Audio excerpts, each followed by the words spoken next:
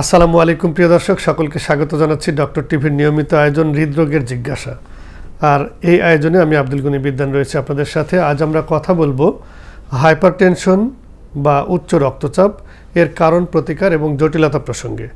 আর এই গুরুত্বপূর্ণ বিষয়ে কথা বলবার জন্য আজ আমরা স্টুডিওতে আমন্ত্রণ জানিয়েছি প্রখ্যাত মেডিসিন এবং হৃদরোগ বিশেষজ্ঞ, কুর্মিটোলা জেনারেল হসপিটালের সহযোগী অধ্যাপক ডক্টর মোহাম্মদ শফিকুর রহমান স্যারকে।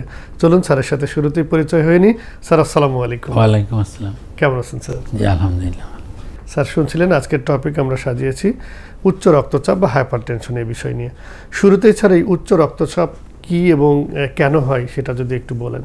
হ্যাঁ, উচ্চ রক্তচাপ আসলে আমাদের শরীরে যে আপনারা দেখেন যে কোনো জায়গায় কেটে গেলে রক্ত প্রবাহিত হয়। তাহলে এই যে রক্ত এটা যে প্রবাহিত হচ্ছে কিভাবে, হার্ট পাম্প করে এবং রক্তনালীর মাধ্যমে শরীরের বিভিন্ন অংশে চলে যাচ্ছে রক্তটা। তাহলে রক্তটাকে পাম্প করে পাঠানোর জন্য তাহলে একটা নির্দিষ্ট প্রেশার থাকতে হবে। ওই প্রেশার না থাকলে কিন্তু রক্তটা বিভিন্ন জায়গায় যে পৌঁছতে পারবে না। স্বাভাবিক যে প্রেশারটা থাকে এটা কি আমরা বলি নর্মাল যে প্রেশার, যেই প্রেশারের মাধ্যমে হার্ট থেকে রক্তটা শরীরের বিভিন্ন অংশ প্রবাহিত হয়। এখন শরীরের বিভিন্ন অংশে রক্ত প্রবাহের প্রয়োজন কেন? যেমন হচ্ছে আমরা খাবার খাচ্ছি, খাবারের সাথে হচ্ছে আমাদের পুষ্টি যে নিউট্রিশনগুলো সেলের জন্য দরকার, শরীরকে বাঁচিয়ে রাখার জন্য, এই নিউট্রিশনগুলো পুষ্টিকর উপাদানগুলো কোষে পৌঁছানোর জন্য এই রক্ত প্রবাহের দরকার। আর কি কারণে দরকার? যেমন লাংসের মাধ্যমে যে অক্সিজেনটা বাতাস থেকে আমরা নিচ্ছি সেই অক্সিজেনও শরীরের জন্য দরকার, এই অক্সিজেনটাও শরীরের বিভিন্ন অংশ পৌঁছানোর জন্য। তাহলে রক্তের কাজ হলো দুটি, একটা হচ্ছে যে অক্সিজেন এবং পুষ্টি শরীরের বিভিন্ন অংশ পৌঁছে দেওয়াটা খুব জরুরি। এখন এই রক্তটা প্রবাহিত হওয়ার জন্য একটা নির্দিষ্ট পরিমাণে প্রেশার থাকতে হবে। সেই প্রেশারটা হচ্ছে নর্মাল ব্লাড প্রেশার। যেমন আমরা বলি যে 120/80 প্রেশার যদি থাকে তাহলে ভালো, এরকম আমরা বলি। 120 মানে কি, উপরেরটাকে আমরা 120 বলি, যেটা হচ্ছে মানে বেশি প্রেশার, যেটা আমরা সিস্টোলিক ব্লাড প্রেশার বলি। আর নিচেরটা হলো ডায়াস্টোলিক ব্লাড প্রেশার, সেটা হচ্ছে যেমন 60 মিলিমিটার মার্কারি বা 80 মিলিমিটার মার্কারি। 80 মিলিমিটার মার্কারি আমরা বলি 120/80। এখন আসেন, যদি এই প্রেশারটা কোনো কারণে বেড়ে যায়, যেমন বেড়ে যেতে পারে বিভিন্ন কারণে, সেই বেড়ে যাওয়ার মাত্রাটা কীরকম? যেমন ইন জেনারেল আমরা যেটা বলি যে উপরের প্রেশারটা যদি 140 মিলিমিটার মার্কারির বেশি আর নিচের প্রেশারটা যদি 90 মিলিমিটার মার্কারি বা তার বেশি হয়, সেই ক্ষেত্রে আমরা ধরে নিই যে তার উচ্চ রক্তচাপ অথবা হাইপারটেনশনও আমরা অনেক সময় বলে থাকি যে এই ধরনের একটা রোগে আক্রান্ত হয়ে গেছে। তাহলে প্রেশার বেড়ে যাওয়াটাই হচ্ছে উচ্চ রক্তচাপ, যেটাকে হাই প্রেশার বলি আমরা। এবং যদি কারণ বিবেচনা করি আমরা যে কী কারণে কেন হচ্ছে উচ্চ রক্তচাপ। এখন উচ্চ রক্তচাপ হলো দুই ধরনের। যেমন একটা হচ্ছে কোনো কারণ ছাড়াই উচ্চ রক্তচাপ, যেটাকে আমরা প্রাইমারি হাইপারটেনশন বলি। আরেকটা হচ্ছে আপনার সেকেন্ডারি হাইপারটেনশন, বা যেই উচ্চ রক্তচাপের সুনির্দিষ্ট কিছু কারণ খুঁজে পাওয়া যাচ্ছে তাকে আমরা বলি সেকেন্ডারি হাইপারটেনশন। প্রাইমারি হাইপারটেনশন হলো 90% ক্ষেত্রে, মানে 100 জনের 90 জন উচ্চ রক্তচাপের রোগী, 90 জনের ক্ষেত্রেই দেখে যে আমরা প্রাইমারি হাইপারটেনশন। আর 100 জন উচ্চ রক্তচাপ রোগীর 10 জনের ভিতরে আমরা খুঁজে পাই সেকেন্ডারি হাইপারটেনশন, বা সুনির্দিষ্ট কিছু কারণের জন্য হচ্ছে। যেমন যাদের ক্ষেত্রে কোনো কারণ পাওয়া যাচ্ছে না 90% ক্ষেত্রেই, তাদের ক্ষেত্রে কিছু রিস্ক ফ্যাক্টরকে আমরা বিবেচনায় নিই। যেমন এই ধরনের কিছু সিচুয়েশান থাকলে, যেমন আপনি যদি আকাশে যদি মেঘ দেখা যায় তাহলে আপনার মনে হচ্ছে যে এবার বিদ্যুৎ চমকাইতে পারে, ঝড় হইতে পারে, বৃষ্টি হইতে পারে, এরকম বোঝা যায় না? তাহলে একটা ব্যাকগ্রাউন্ড খুব জরুরি। যেমন এই উচ্চ রক্তচাপের ক্ষেত্রে যেখানে কোনো কারণ খুঁজে পাওয়া যায় ওখানে কিছু ব্যাকগ্রাউন্ড বা রিস্ক ফ্যাক্টর কিছু থাকে। যেমন আমরা ওগুলো কীরকম, যেমন বয়স বাড়ার সাথে সাথে রক্তচাপ বাড়তে থাকে। 65 বছর বয়স পর্যন্ত দেখা যায় যত বয়স বাড়বে প্রেশার বাড়তে থাকে। পুরুষ মানুষের প্রেশার বেশি থাকে অনেক সময় আমরা দেখি। তারপর আবার যারা ধূমপান করেন, যারা অ্যালকোহল খান, তাদের দেখা যায় প্রেশার বেশি থাকে। তারপর যাদের বাবা মার উচ্চ রক্তচাপ থাকে, ফ্যামিলি হিস্ট্রিতে যদি বা জেনেটিক একটা কারণ হিসেবে আমরা ধরি যে যাদের ক্ষেত্রে এরকম উচ্চ রক্তচাপ, তাদেরও ছেলেমেয়েদের উচ্চ রক্তচাপ হওয়ার একটা ঝুঁকি থাকে। তারপর যাদের ওজন বেশি থাকে, কায়িক পরিশ্রম করেন না, মুটিয়ে গেছেন, অনেক ওজন, তাদেরও উচ্চ রক্তচাপের ঝুঁকি থাকে, মানে হওয়ার লবণ যারা বেশি খাচ্ছেন, যারা হচ্ছে পুষ্টিকর খাবার খাচ্ছেন না, যেই খাবারের ভিতরে বেশি পরিমাণ স্যাচুরেটেড ফ্যাট থাকে, কার্বোহাইড্রেট বেশি থাকে, এই ধরনের খাবারে দেখা যাচ্ছে যে খেলে আনহেলদি খাবার যেটাকে আমরা বলি, তাদের ক্ষেত্রে দেখা যায় উচ্চ রক্তচাপের ঝুঁকি থাকে। তাহলে দেখা যাচ্ছে যে এই ধরনের ব্যাকগ্রাউন্ডের ভিতরে হচ্ছে আপনার উচ্চ রক্তচাপের সম্ভাবনা থাকে। এবার আমরা যদি সেকেন্ডারি হাইপারটেনশনের কথা বিবেচনা করি, যেখানে সুনির্দিষ্ট কারণ, এখন কি কারণে উচ্চ রক্তচাপ হয়, এই 10% ক্ষেত্রে আমরা যেটা পাই, সেখানে আমাদের কিডনির সমস্যা এটা হলো প্রধান। যেমন কিডনিতে বিভিন্ন ধরনের সমস্যা, ক্রনিক রেনাল ফেলিউর, যে কিডনির আটারি থাকে যেটা রক্তনালী, সেই রক্তনালীতে ব্লকের কারণে, আবার গ্লোমেরোনেফ্রাইটিস হয় কিডনির। তাহলে কিডনির বিভিন্ন ধরনের জটিলতার, পলিসিস্টিক কিডনি ডিজিজ, এগুলোর সাথে যে রক্তচাপটা থাকে তাকে আমরা সেকেন্ডারি হাইপারটেনশন বলি। এর পাশাপাশি কিডনি ছাড়াও যেমন থাইরয়েড গ্রন্থির সমস্যা, হাইপোথাইরয়েডিজম, হাইপারথাইরয়েডিজম, তারপর অ্যাড্রেনাল গ্রন্থি আছে যেমন প্রিওক্রোমোসাইটোমা, হাইপার অ্যাড্রেনালিজম, এই ধরনের কিছু মানে অ্যান্ডোক্রাইন গ্রন্থির সমস্যার কারণে অ্যাক্রোমেগালি। তারপর হচ্ছে রক্তনালীতে একটি সমস্যা আমরা জানি, তার নাম হলো কোয়ার্কটেশন দ্য অ্যাওর্টা। তারপর কিছু ওষুধের কারণে বিভিন্ন ধরনের, যেমন NSAID, ব্যথার জন্য কিছু আমরা ওষুধ খাই, অনেক সময় স্টেরয়েড জাতীয় ওষুধ খাওয়া হয়। এই সমস্ত ওষুধ যারা খান, ওরাল কন্ট্রাসেপ্টিভ পিল যারা নেন, তাদের ক্ষেত্রে দেখা যায় উচ্চ রক্তচাপ হওয়ার ঝুঁকি থাকে। তাহলে দেখা যাচ্ছে যে কি সেকেন্ডারি যে হাইপারটেনশন, সেটার সুনির্দিষ্ট কিছু কারণ এর সাথে আমরা খুঁজে পাই। এর ভিতরে আমরা বললাম যে বিভিন্ন রোগের সাথে উচ্চ রক্তচাপ থাকে, সেটা হলো সেকেন্ডারি হাইপারটেনশন। স্যার, এবারে একটু জেনে নিলাম যে হাই প্রেশার বলতে আমরা যেটা বুঝি, আপনি কোন কোন অবস্থায় এটা হয় তাও জানালেন। তাহলে স্যার এই কাজের উল্টো কাজগুলি করলেই কি লো প্রেশারের মধ্যে পড়ে যাবে নাকি? উল্টো কাজ মানে হচ্ছে ধরেন আমরা যেটা বলি যে উচ্চ রক্তচাপ প্রতিরোধ, একটা হচ্ছে উচ্চ রক্তচাপ যার আছে উনি কীভাবে এই প্রেশারটা কমায় রাখবেন। যেমন অনেকেই তো ঝুঁকিতে থাকেন, যেই ফ্যাক্টরগুলি আমরা বললাম, বা যাদের ফ্যামিলি হিস্ট্রি আছে উচ্চ রক্তচাপে, তাহলে যারা ঝুঁকিতে আছেন তাদের ক্ষেত্রে, অথবা বয়স বেড়ে গেলে উচ্চ রক্তচাপে একটা ঝুঁকি থাকে, সেই ক্ষেত্রে আপনাকে যদি কিছু অভ্যাস আপনি যদি নিতে পারেন, যেমন আমি টেনশন কম করা, ঠিকমতো ঘুমানো, তাই না, এগুলোর সাথে আমরা যদি ধূমপান করলে ধূমপান বাদ দেওয়া, অ্যালকোহল যদি অ্যাভয়েড করা যায়, ওজন যদি কমিয়ে আনা যায়, রেগুলার হাঁটার জন্য আমরা বলি, খাদ্য অভ্যাসের যদি পরিবর্তন আনা যায়, লবণের যদি কম খাওয়া যায়, তাহলে দেখা যাচ্ছে যে আপনার উচ্চ রক্তচাপের ঝুঁকি কিন্তু অনেকাংশে কমে যাবে। আবার যাদের উচ্চ রক্তচাপ থাকে তাদেরও এই ধরনের এই সমস্ত পরিবর্তনগুলো তার জীবনযাত্রা আনতে হবে, যাকে আমরা বলি লাইফস্টাইল মডিফিকেশন। মানে হচ্ছে আপনার জীবনযাত্রার পরিবর্তন আনতে হবে, আনলেই কিন্তু উচ্চ রক্তচাপ বেশি থাকলেও সেটা নিয়ন্ত্রণ করা সম্ভব। আবার যাদের উচ্চ রক্তচাপ হচ্ছে না বা হওয়ার ঝুঁকিতে আছেন, তাদেরও কিন্তু এই জীবনযাত্রার পরিবর্তন আনার মাধ্যমে তারা উচ্চ রক্তচাপ যাতে না হয় সেই জন্য তারা সচেষ্ট থাকতে পারবে। স্যার, আপনি উচ্চ রক্তচাপ বা হাইপারটেনশনের জটিলতার প্রসঙ্গটি একবার একটু বললেন, তো কোন অবস্থায় গেলে বা কি ধরনের বদভ্যাসের কারণে এই বিষয়টি জটিল পর্যায়ে যায়? হ্যাঁ, এখন আসলে উচ্চ রক্তচাপের জটিলতা কেন আছে, যে উচ্চ রক্তচাপ যে আছে এটাই তো অনেকে জানে না। যেমন হচ্ছে কি আপনার প্রেশার যদি থাকে কিন্তু বোঝা যায় না, অধিকাংশ ক্ষেত্রে রোগী কিন্তু বুঝেন না যে তার উচ্চ রক্তচাপ আছে। এই রক্তচাপ ডিটেক্ট কীভাবে হয়, যে কোনো মেডিকেল চেক আপের জন্য গেল বা অন্য কোনো রোগের জন্য যখন ডাক্তারের কাছে যান, তখন ডাক্তার সাহেব মাপলেন, ব্লাড প্রেশার মাপতে গিয়ে দেখলেন যে ব্লাড প্রেশার বেশি, মেডিকেল চেক আপে গেলে ব্লাড প্রেশার বেশি, এরকম ধরা পড়ে। তাহলে দেখা যাচ্ছে যে উচ্চ রক্তচাপ হচ্ছে কোনো কারণ ছাড়াই কিন্তু প্রেশার বেশি থাকতে পারে। অনেক বেশি যদি প্রেশার হয়, কারো কারো ক্ষেত্রে দেখা যাচ্ছে সে মাথা ব্যথা, ঘাড়ে ব্যথা, মাথা ঘুরানো, কখনো কোনো বুক ধরফর করা, শ্বাসকষ্টের মতো হওয়া, তারপর হচ্ছে একটু শরীর খারাপ লাগা, দুর্বল লাগা, এই ধরনের কিছু সমস্যা নিয়ে কিন্তু অনেক সময় রুগীরা আত্মপ্রকাশ করেন যে আমার এই সমস্যা হচ্ছে, প্রেশার মাপলে দেখা যাচ্ছে ব্লাড প্রেশারটা বেশি পাওয়া যাচ্ছে। তাহলে দেখা যাচ্ছে যে উচ্চ রক্তচাপ অনেক সময় কিন্তু বুঝেই যাচ্ছে না, তাহলে সে তো চিকিৎসা কীভাবে নেবে বুঝতেই পারছে না। এবার আসেন আরেকটা গ্রুপ আছে যে উচ্চ রক্তচাপ আছে ঠিকই, কিন্তু উনি চিন্তা করলেন যে এখন প্রেশারের ওষুধ খাবো, এত কম বয়স, তাতে সারা জীবনই খেতে হবে, এখন নাহলে পরে খাবো না। এরকমভাবে উচ্চ রক্তচাপ ওষুধ অনেকে খাচ্ছেন না। আবার দেখবেন কিছু কিছু রোগী উচ্চ রক্তচাপ ওষুধ খাচ্ছেন, তারপর হচ্ছে প্রেশারটা মাপলেন, দেখলেন নর্মাল, উনি আমার প্রেশার নর্মাল, আমি ওষুধ খাবো কেন, তো ওষুধ দিলেন বন্ধ করে। তো ওষুধ বন্ধ করে দেওয়ার পর হঠাৎ করে প্রেশার অনেক বেশি বেড়ে গেল। তাহলে দেখা যাচ্ছে যে এই সমস্ত কারণে আপনার হচ্ছে কি পেশেন্টকে অনেক সময় কিন্তু জটিলতা চলে যেতে পারে। একটা হচ্ছে যে কোনো উচ্চ রক্তচাপ আছে উনি জানলেন না, চিকিৎসা নিচ্ছেন না। আর একটা হচ্ছে জানছেন কিন্তু চিকিৎসা নিলে সারা জীবন চিকিৎসা করতে হবে, আবার চিকিৎসা নিচ্ছেন মাঝখানে ড্রপ করে দিলেন যে এখন তো প্রেশার ভালো, আমি ওষুধ খাবো কেন। তাহলে এই সমস্ত কারণে দেখা যাচ্ছে যে উচ্চ রক্তচাপ রোগী কিন্তু জটিলতার দিকে চলে যেতে পারে।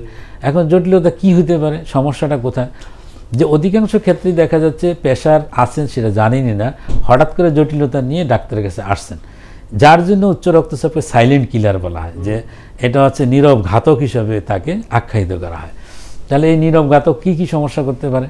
যেমন একটা মাথার দিকে চিন্তা করি, মাথা হচ্ছে কি অনেক সময় দেখা যায় প্রেশারের কারণে স্ট্রোক হয়। আমরা জানি যে ইস্কেমিক স্ট্রোক, হঠাৎ মাথায় রক্ত চলাচল বন্ধ হয়ে যাওয়ার জন্য কোনো একটা দিক প্যারালাইসিস হয়ে গেল, যেমন পক্ষাঘাতগ্রস্ত হয়ে যাচ্ছেন ডান দিক অথবা বাম দিক, যাকে আমরা বলি ইস্কেমিক স্ট্রোক। অনেক সময় ব্রেনে রক্তক্ষরণ হতে পারে, যাকে আমরা বলি হিমোরেজিক স্ট্রোক। আবার কখনো কখনো দেখা যায় অল্প কিছু সময়ের জন্য একটা দিক প্যারালাইসিস ছিল, আবার দেখা যাচ্ছে যে 24 ঘন্টা পর ঠিক হয়ে গেল, যেটাকে আমরা বলি TIA, ট্রানজিয়েন্ট ইস্কেমিক অ্যাটাক। আবার কখনো কখনো দেখি যে উচ্চ রক্তচাপের কারণে মানে কনসাসনেস লেভেল ঠিক নেই, মানে যেটা হলো ব্রেনের যে ক্ষমতা কিছুটা লোপ পেয়ে যায়, মানে সে হচ্ছে কোথায় আছেন বুঝতে পারেন না, মানে উল্টাপাল্টা বলতেছেন। তারপর এই ধরনের একটা কিন্তু জটিলতা হয়, কনসাসনেস লেভেল ইম্পেয়ার্ড হয়, যাকে আমরা বলি হাইপারটেনসিভ এনকেফালোপ্যাথি, মানে উচ্চ রক্তচাপের কারণে ব্রেনের সমস্যা হয়ে যাওয়া। তাহলে দেখা যাচ্ছে ব্রেনে কিন্তু বিভিন্ন ধরনের জটিলতা। আমরা যদি চোখের কথা আসি, যেমন উচ্চ রক্তচাপ দীর্ঘদিন থাকলে আস্তে আস্তে কিন্তু চোখের পাওয়ার কমে যাওয়া, চোখ দিয়ে দেখতে পারতেছেন না, তারপর একসময় অন্ধ হয়ে যেতে পারেন। হাইপারটেনসিভ রেটিনোপ্যাথি যেটাকে আমরা বলি, উচ্চ রক্তচাপের কারণে রেটিনাতে আপনার সমস্যা হয় এবং রেটিনা নষ্ট হয়ে যেতে পারে। তারপর হচ্ছে আমরা যদি তারপরে দেখি যে রক্তনালী, হার্টের থেকে বড় বড় যে রক্তনালীগুলি বের হয়, উচ্চ রক্তচাপে রক্তনালীগুলি মোটা হয়ে যায়, যাকে আমরা এনিউরিজম বলি, এবং এই মোটা রক্তনালী অনেক সময় ফেটে যায়, যেটা হচ্ছে ডিসেক্টিং এনিউরিজম, এবং এই সমস্ত কন্ডিশনের জন্য কিন্তু অনেক সময় রোগীর মৃত্যু হতে পারে। তারপর আমরা যদি হার্টের দিকে বিবেচনা করি, হার্টে বিভিন্ন ধরনের জটিলতা হয়, যেমন একটা হচ্ছে হার্টের রক্তনালীতে ব্লকজনিত সমস্যা, ব্লকজনিত সমস্যার কারণে বুকে ব্যথা, হার্ট অ্যাটাক, এই ধরনের সমস্যা। অনেক সময় হার্ট ফেলিউর, মানে ওনার শ্বাসকষ্ট হচ্ছে, হার্ট ঠিকমতো কাজ করছে না, এই ধরনের পরিস্থিতি হয় উচ্চ রক্তচাপ, হার্ট বড় হয়ে যেতে পারে। তাহলে উচ্চ রক্তচাপের কারণে হার্টেরও বিভিন্ন ধরনের জটিলতা হয়, এবং ব্রেন স্ট্রোক বা হার্ট অ্যাটাক এগুলো কিন্তু উচ্চ রক্তচাপের কারণেই হয়। এরপর আমরা যদি দেখি কিডনির কথা, কিডনিতে উচ্চ রক্তচাপের কারণে আস্তে আস্তে কিডনি ড্যামেজ হতে থাকে, এবং ক্রনিক রেনাল ফেলিউর যেটাকে আমরা বলি, যে আস্তে আস্তে কিডনি মানে ক্ষতিগ্রস্ত হতে পারে এই উচ্চ রক্তচাপের কারণে। তারপরে আসেন পায়ের কথা, পা এবং হাত এবং পায়ের রক্তনালীতে ব্লক হয়, এবং দেখা যাচ্ছে যে উচ্চ রক্তচাপের কারণে হাত এবং পায়ে আপনার রক্ত চলাচল কমে যায়, রক্ত চলাচল কমে যাওয়ার জন্য পায়ে ব্যথা, অনেক সময় হচ্ছে পায়ে গ্যাংগ্রিন, এগুলোও কিন্তু দেখা দিতে পারে। এবং প্রেগনেন্সিতে যেমন অনেক সময় যদি পেটে বাচ্চা আসার পরে যদি উচ্চ রক্তচাপ থাকে, সেই ক্ষেত্রে দেখা যায় প্রেগনেন্সিতে বিভিন্ন ধরনের জটিলতা কিন্তু দেখা দেয়, যেমন মায়ের মৃত্যু, বাচ্চার মৃত্যুর জন্য কিন্তু উচ্চ রক্তচাপ দায়ী। প্রি-অ্যাক্লাম্পসিয়া, এই ধরনের সমস্যা কিন্তু উচ্চ রক্তচাপের কারণে হয়ে থাকে। স্যার এটা কি মানে আপনি যেগুলি ব্যাখ্যা দিলেন, এগুলি কি স্যার বয়স ভেদে কি তারতম্য হয়, নাকি সকল বয়সের? বয়স ভেদে তারতম্য হচ্ছে, সবচেয়ে বড় কথা হচ্ছে যে উচ্চ রক্তচাপ আছে, কিন্তু চিকিৎসা যদি না নেওয়া হয় এবং প্রেশারটাকে যদি আমরা স্বাভাবিক অবস্থায় আনতে না পারেন, যেমন এই স্বাভাবিক অবস্থার জন্য আমরা নন ফার্মাকোলজিক্যাল বা জীবনযাত্রার যে পরিবর্তনের কথা আমরা বলছি, এই পরিবর্তন লাগবে। প্রয়োজনে ওষুধ খাওয়া যদি লাগে, ওষুধও খেতে হবে। এর মাধ্যমে আপনার প্রেশারকে নিয়ন্ত্রণে রাখতে হবে। নিয়ন্ত্রণে রাখতে পারলে জটিলতা হওয়ার সম্ভাবনা কম, কিন্তু নিয়ন্ত্রণে না থাকলেই কিন্তু জটিলতা হবে। সেটা বয়স কম হলেও জটিলতা হবে, বেশি হলেও জটিলতা হবে। জটিলতা হবে যদি নিয়ন্ত্রণে আমরা রাখতে না পারি। তাহলে স্যার এই হাইপারটেনশন নিয়ন্ত্রণে রাখার জন্য খাদ্যাভ্যাস বা লাইফস্টাইল এটা তো মেনে চলা খুবই জরুরি।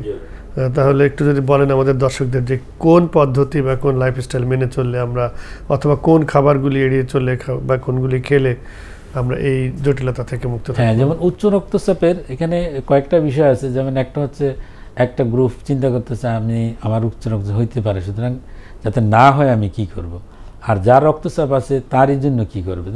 ইন জেনারেল আমরা যে কথাগুলো বলি যে আপনার ওজন যদি বেশি থাকে, ওজন অবশ্যই কমিয়ে আনতে হবে।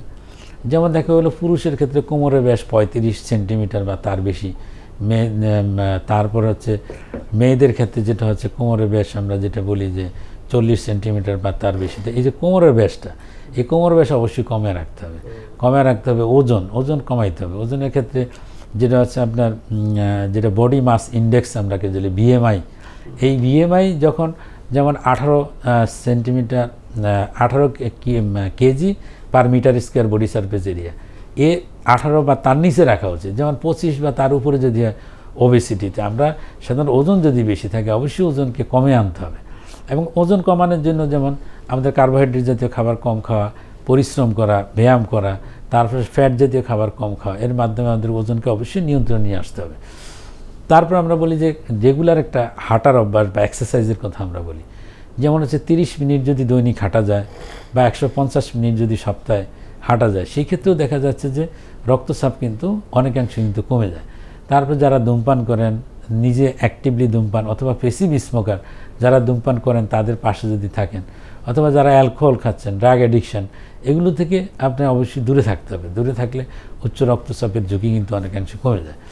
তারপর হচ্ছে কোলেস্টেরল জাতীয় খাবার। যদি খাবারের কথা আমরা বলি, খাবারের ক্ষেত্রে আমরা বলি যে শাক, সবজি, ফল এগুলো বেশি খাওয়ার জন্য। পটাশিয়াম কন্টেনিং যে খাবার, এই খাবারগুলো বেশি খেলে দেখা যাচ্ছে যে আপনার উচ্চ রক্তচাপের ঝুঁকি কমে যায়। লবণ কম খাওয়ার জন্য বলি, যেমন লবণ হচ্ছে 1.5 গ্রাম আপনার পার ডে আপনি খেতে পারেন দৈনিক, মানে এর বেশি কিন্তু লবণ খাওয়া যাবে না। লবণ বেশি, অতিরিক্ত লবণ খেলেও উচ্চ রক্তচাপের ঝুঁকি থাকে।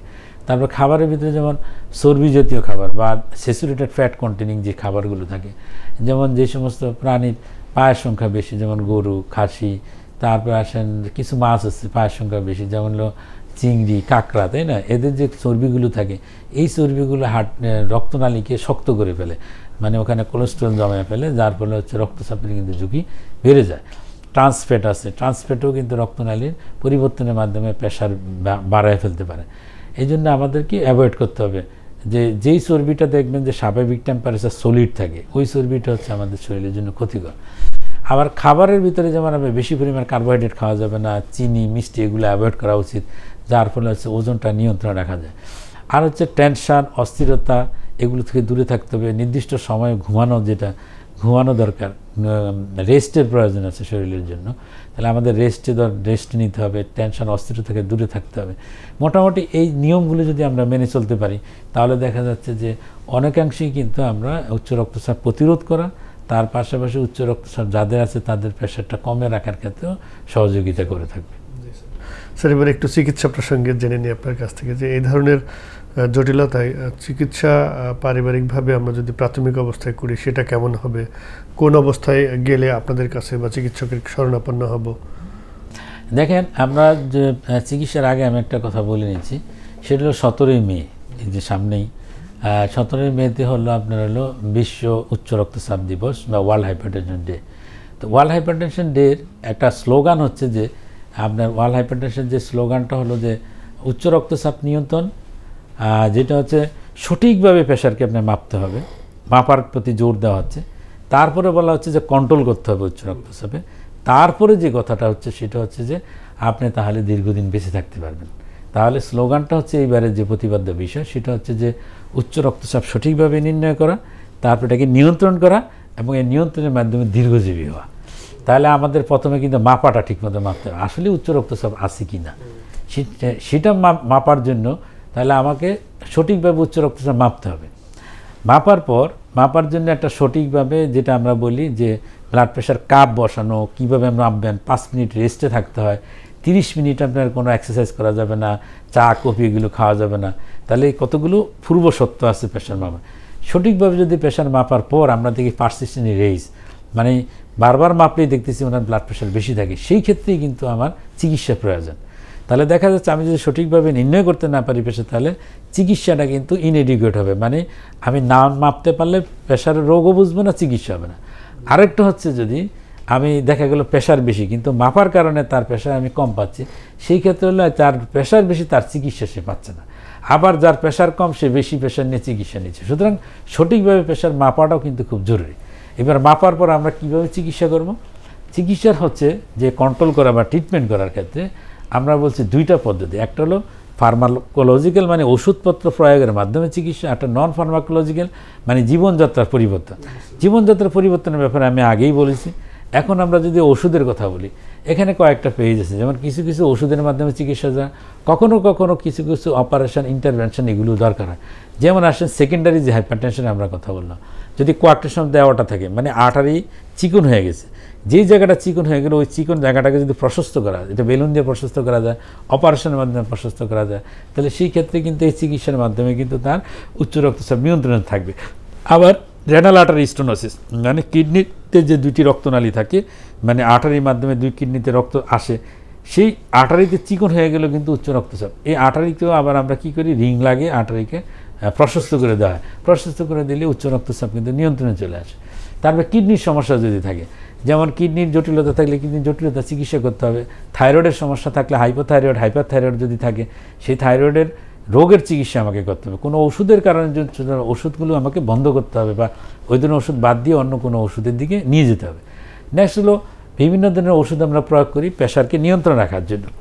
তো ওষুধ কিন্তু প্রথমে আমি লাইফস্টাইল মডিফিকেশনের মাধ্যমে চেষ্টা করব নিয়ন্ত্রণ করার জন্য। যদি নিয়ন্ত্রণ না আসে তখন আমরা ওষুধ প্রয়োগ করবো। আমরা সেই ওষুধের ভিতরে বিভিন্ন ধরনের ওষুধ মার্কেটে অ্যাভেলেবেল আছে। যেমন কিছু ওষুধ আছে ক্যালসিয়াম চ্যানেল ব্লকার, কিছু এসি ইনহিবিটর, এআরবি, ডায়াবেটিস জাতীয় ওষুধ, তারপর বিটা ব্লকার জাতীয়, তারপর পেরিফেরাল আলফা ব্লকার, এই ধরনের অনেক ধরনের ওষুধই আছে। কিন্তু এই ওষুধ নিজে নিজে নির্ধারণ করা ঠিক হবে না। ওষুধের জন্য অবশ্যই একজন ডাক্তারের পরামর্শ নিতে হবে, কারণ বিভিন্ন ধরনের উচ্চ রক্তচাপের ওষুধ বিভিন্ন গ্রুপের রোগীর জন্য প্রযোজ্য হয়। যেমন কারো হার্টের রোগ আছে, তার সাথে উচ্চ রক্তচাপ, তাহলে সেই ক্ষেত্রে এক ধরনের ওষুধ। কারো ক্ষেত্রে দেখা গেল ডায়াবেটিস উচ্চ রক্তচাপ, তার ক্ষেত্রে দেখা যায় কিছু ওষুধ খুব ভালো হয়।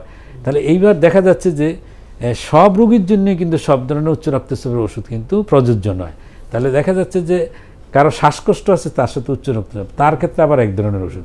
কিডনির সমস্যা আছে, তার সাথে উচ্চ রক্তচাপ, তাকে কিন্তু আরেক ধরনের ওষুধ দিতে হবে।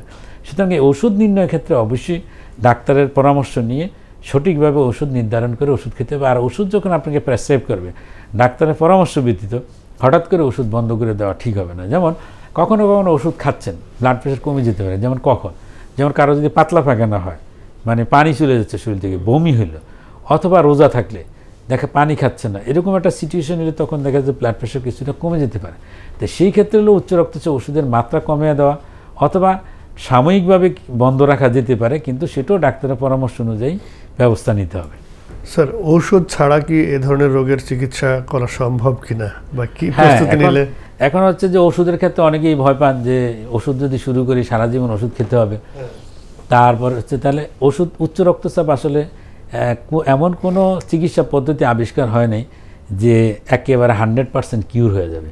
শুধুমাত্র কিছু রোগের কারণে, সুনির্দিষ্ট যে রোগের কারণে উচ্চ রক্তচাপ, সেই রোগের চিকিৎসা করলে অনেক ক্ষেত্রে দেখা যায় ওই স্পেসিফিক হাইপারটেনশনগুলোই শুধুমাত্র নিয়ন্ত্রণে আসবে সারা জীবনের জন্য। কিন্তু যে হাইপারটেনশন হচ্ছে কোনো কারণ ছাড়া, যেটাকে আমরা প্রাইমারি হাইপারটেনশন বললাম, সেই উচ্চ রক্তচাপ দেখা যাচ্ছে তাকে সারা জীবনে কি চিকিৎসা নিতে হয়।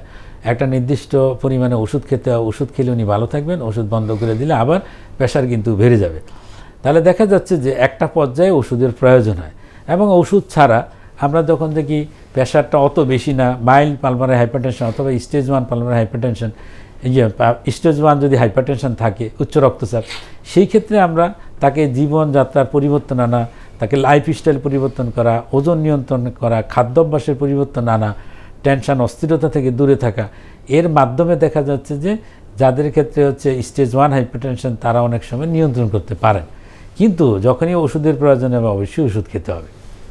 দীর্ঘমেয়াদী ওষুধ সেবনে স্যার কোনো পার্শ্ব প্রতিক্রিয়া হওয়ার সময়? হ্যাঁ, দীর্ঘমেয়াদী ওষুধের ক্ষেত্রে সাধারণত উচ্চ রক্তচাপের যে ওষুধ প্রয়োগ করা হয়, অনেক ওষুধ তো দেখা যাচ্ছে 10 বছর 20 বছর রুগীরা খাচ্ছেন। তাহলে দেখা যাচ্ছে যে এই ওষুধগুলো রোগীর শরীরের জন্য অনেকাংশেই ভালো এবং এগুলো তেমন কোনো ক্ষতিকর দিক নাই। তবে যদি কোনো ওষুধের পার্শ্ব প্রতিক্রিয়া দেখা দেয়, যেমন বিটা ব্লকার জাতীয় ওষুধ যারা খান, যাদের অ্যাজমা থাকে, তাদের বিটা ব্লকার জাতীয় ওষুধ অ্যাভয়েড করা ভালো। অ্যাজমা থাকলে অ্যাজমা বেড়ে যেতে পারে। অনেক সময় হার্টের রেট যদি, গতি যদি কম থাকে, বিটা ব্লকার আরও গতি কমায় দিতে পারে। সেই ক্ষেত্রে আপনার ওষুধ বন্ধ করে অন্য ওষুধের চেঞ্জ করা প্রয়োজন হয়। অনেক সময় কিছু কিছু প্রেশার ওষুধে পায়ে পানি আসে, যদি এই ধরনের সমস্যা, তাহলে পায়ে অন্য এই ওষুধ চেঞ্জ করে অন্য ওষুধে কনভার্ট করতে হবে।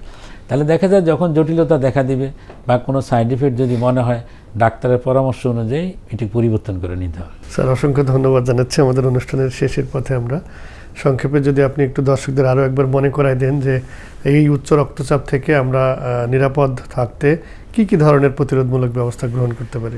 উচ্চ রক্তচাপের ব্যাপারে আমরা সবসময় কিছু কথা বলতে চাই। যেমন ওয়ার্ল্ড হাইপারটেনশন লিগ বলে একটা সংস্থা আছে, যেমন যারা হচ্ছে সারা পৃথিবীতে মানুষকে সচেতন করার জন্য প্রতি বছর 17 মে বিশ্ব উচ্চ রক্তচাপ দিবস পালন করার জন্য ওনারা তাগিদ দিয়ে থাকেন।